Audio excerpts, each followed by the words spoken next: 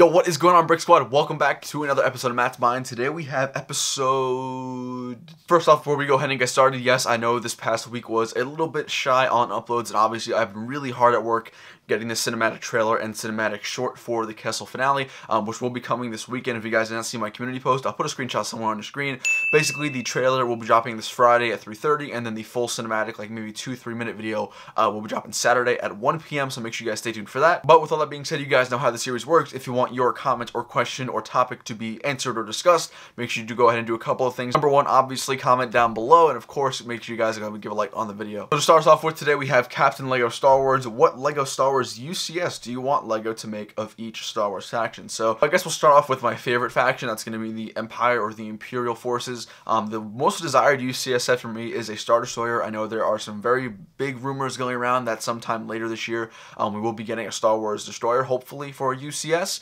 So let's assume that that's going to happen. Now, obviously, if we get that, then let's kind of change the question. So if we got a UCS Star Destroyer in October, the one set that I would really like to have is going to be a UCS TIE Bomber or a TIE Striker. They both have really nice sleek designs, and I'm obviously a huge fan of the Imperial faction, if you guys could not already tell.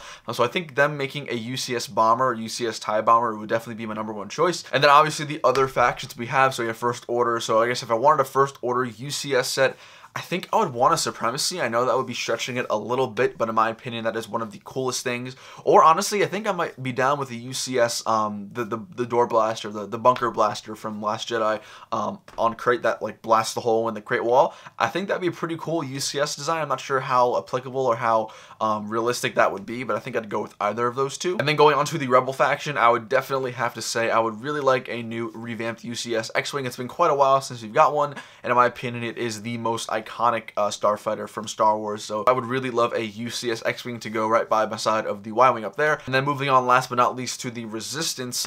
It's kind of hard because there are no really like iconic vehicles. I feel like the Resistance is like a rebrand or like a rehash of the Rebels. So from the very limited starships and fighters we've seen, I guess I would probably have to go with the UCS Resistance Bomber. We've gotten a regular set of that, and there's actually been a really nice custom UCS version of that, which I really do love, and I definitely want to get eventually. Next question comes from SNP Productions. How do you sort your Lego minifigures? So a while ago, not a while ago, like a couple months ago, I actually used to sort them into Pab Cups. So I would just have a couple minifigures in Pab Cups spread throughout my room. But recently I got one of these shelves which have these little draw-out bins, which I will actually get to show you guys. The drawer has mini slide-out bins of these guys, and you guys can see here, I'm not sure if it's going to focus, but here we have all my Stormtroopers, and then for example here we have all my Rebel troops. So I kind of use these bins. My minifigure collection isn't anything crazy where it can't fit in here. However, I think eventually, maybe in a year or so from now, we'll have to upgrade to a much larger way of storing it. But for as of now, I do have these little sections for my minifigures. Right here, these are the Rogue One 2016, 2017 Stormtroopers. These are the most I have. I think I have like 50 or so of these. This is the most quantity that I have. Then obviously the same works because there are little draw bins as well. And for example, I have all my 501st guys in here. I believe I have 3 CACs and 7 of the actual Lego 501st Troopers right here. So that's kind of how I store my minifigures. Obviously, my collection isn't anything too crazy at this point. However, when the time comes, I do think I will have to upgrade that just to accommodate more pieces and more figures. Next question comes from RdHe. He asks, so if we do get a $500 UCS Star Destroyer, which again is the rumor for October, what exclusive figures would you want and expect? This is a really good question. So hypothetically, let's say we do get the set, we get the leaks, hopefully, or we get the official images. The figures that I am looking for, #1 on my list is going to be a Tarkin figure. I would really love to get a one-of-one exclusive Tarkin figure in the Star Destroyer. He's kind of more associated with the Death Star, but I think that would just be a great figure. Obviously, we should get at least 2 of the new Stormtroopers with that mold, with the dual mold. I honestly don't think we should get any Rebel figures. I would be perfectly okay with that. It's a Star Destroyer, you know, there's only going to be crew members. I'd also like a new revamped Palpatine. I think that's a long overdue. I guess a Emperor, I guess, because he would not be Palpatine or Chancellor Palpatine now. But I would really like to see a new Emperor minifigure. And I mean, we've gotten a couple of Darth Vaders over the past, so I wouldn't really stress that too much. But then obviously I would hope that the set has a lot of crew members, like I said, the 2 Stormtroopers. Oh, hopefully a couple of officers. I'd love to see an exclusive officer, which I think would be super cool. A couple of droids, a couple of stuff like that. Really, I don't see the set carrying any specific like exclusive minifigures like the ones I mentioned that I hope that we get. But other than that, I can't really think of anything that kind of relates to the Star Destroyer that does kind of fit that category. So if you guys have any suggestions for that question, let me know, of course, in the comments. Next question comes from ABSCreations. He asks, how do you use music in your live streams, and do you get copyright strike? Very important, please read it. Well, I'm sorry I missed this question last week, but to answer your question, how I get my music, basically I go onto the YouTube channel NCS Music, or NCS Background Music, or non-copyright background music. What I do is I assemble maybe 10-15 songs into one MP3 file, and then I upload it onto my OBS, which is my streaming software, and then whenever I have my live stream, I just click that. Make sure it's at a good audio rate or audio level, so that way it's not overtaking my voice, although also you can actually hear it. That's basically how I get my files. I just go to YouTube, I look up whatever is free and to use that doesn't have some sort of infringement law with it, compile it all into an MP3 file on my computer, where I export it and then upload it to OBS, and then I play it from there. Very, very simple, not really hard to do at all. This question here comes from WebMissBrick channel. After you're done with a mock, do you keep all your pieces for future mocks, or do you sell them? Now, I've made a couple of mocks in the past, the largest ones obviously being Crate and Kessel, and I've never sold a part ever from my collection. I think that at my point where I'm in a really kind of smaller room, I do want to keep as many parts as I can,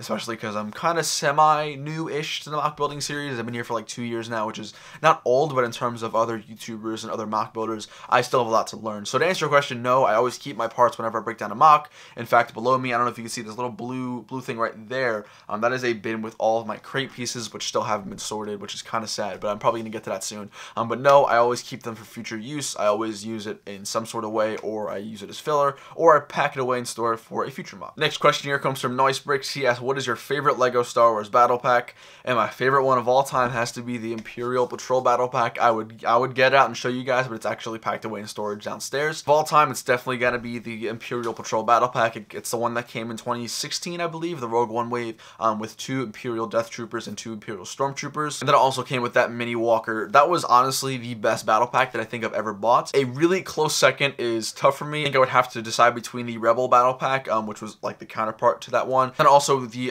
Battlefront battle pack. I think it was called the Galactic battle pack, that came with the Red Shock Trooper, Stormtrooper, and came with the 2 Jetpack Troopers. I think that's a close second for me between those two, but without a doubt, hands down, number 1 is going to be the Imperial Patrol battle pack. Next question here comes from MPM Brick Studios. My question for next week is, what would be the hardest Star Wars planet to build in LEGO Canon or Legends?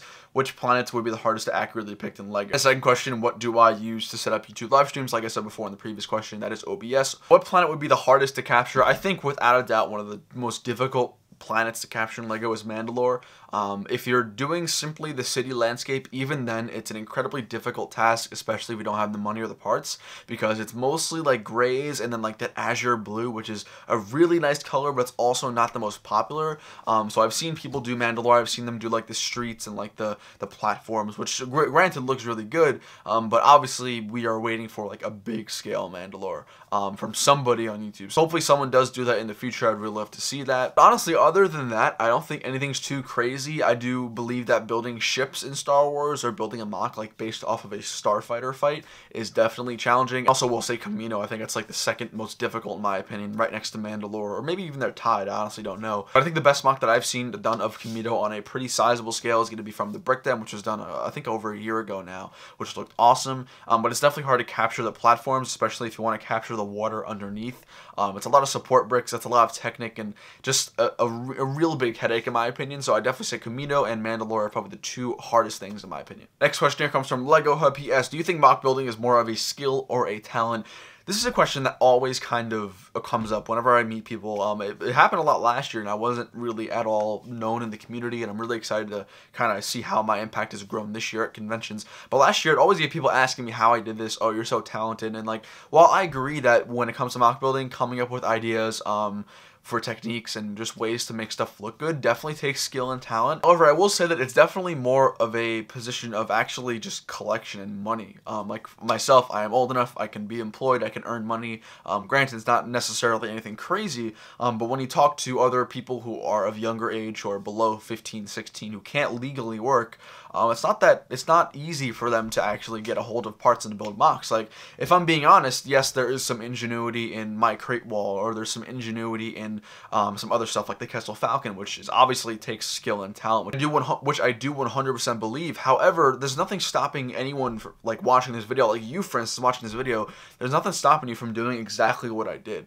I'm just in a position where I'm fortunate enough to have the parts and have the time and the money to spend to work on that. Like, if I gave you guys a picture of this, you could all do it. Like, there's nothing specifically unique to what I have done to the point where you can't do it yourself. And so for that reason, I would say that it's like 50-50. Like, it's skill and talent, yes, but then it's also just purely money, like, and just like time. So in that sense, I do think MOC building takes a serious amount of skill and dedication and talent. I will definitely say that there is a like sort of natural born talent, or when it comes to building these big MOCs, because not everyone can build a big MOC. But like I said, in terms of techniques and pieces and sort of stuff that I've specifically done, for example, the mountains or Kessel, there's nothing stopping you guys from building that, if that makes sense. Next question here comes from BrickBoyBuilder18 Animations. Thoughts on the superhero theme? DC and Marvel are both great now, by the way. Great video too, appreciate that. I've always been a fan of Marvel. I've seen, I think, almost every Marvel movie except Doctor Strange in its full entirety. I think one of my favorite movies with superheroes is going to be Captain America and Dark Knight. Granted, are in different universes, right? Marvel and then DC. I will, however, say that since most of my funds and my time goes into making Star Wars and buying Star Wars sets, I don't have the time for Marvel. That's not to say I don't think the sets are great. In fact, I do think the newest wave of the Marvel sets are pretty freaking cool. So I'm really excited for that, and obviously I'm a huge fan of Marvel. Endgame coming up soon. Infinity War was one of the greatest Marvel movies, in my opinion, that I enjoyed. And DC, I know, and then I know DC gets a lot of crap, but I think DC movies are pretty cool to watch. It doesn't really take much for me to be entertained by a movie. If I'm just having fun watching it, I have fun with it. So thoughts on the superhero themes? I know they draw in a lot of people from themes that necessarily don't like Star Wars or City or Ninjago. Overall, I'm a fan in that sense, and I'm also a fan because I do like superheroes and I do like Marvel and DC. Last question for today comes from Connor Murray. He asked, what is your favorite thing about our friend group? Now, for those of you who are not watching, who are not Connor or in that friend group he's referencing, this is basically just a group of friends that I have outside of LEGO who I've known for a long time, so that's kind of why you might not get what he's asking at this point. My answer for this kind of relates to anything that you guys do. So I'm sure you watching this have a friend or a group of friends that you know for a long time, whether that's you were born with like that friend group, or you're just finding now a friend group, or even if it's a lot of you getting to know people in the community and you're hanging out on Discord and Google Hangouts and building together, which is great. Now, while I won't get into any specifics about my individual personal life in my friend group, I will say that my specific friend group, and I hopefully the ones that you guys have, is gonna last for life. It's often to find friends cycling in and out like middle school, high school. You make all these friends and then you hang out, but as soon as college hits or you kind of grow up, you kind of fade away, and that's happened to me, and it's gonna happen to you guys if it hasn't already. It's just part of life, and it's nothing too crazy, it's nothing too sad. But what's great about the specific friend group that my friend Connor is referencing in his comment is that it's a friend group that we will have for life. It's a friend group that I know that if I ever need anything from those people, from my friends, I know that they will be there for me. Whenever it is, wherever it is, whatever it is, I know that every single one of them in that group will come out and help me out. And I hope that's something that a lot of you guys do have as well in your life, because it's a great relationship and a great foundation for just future just awesomeness and fun. And now in this situation, what's kind of unique is that my friend group is out on Long Island. I'm in New Jersey, as a lot of you guys know, and the drive isn't easy. It's like a 2.5 hour drive, so getting to hang out with them is like not necessarily the easiest thing, and I think that also might be something that a lot of you guys have an advantage over me. And then especially in the LEGO community, right? I'm sure you guys know that I've become pretty good friends with people like Jay,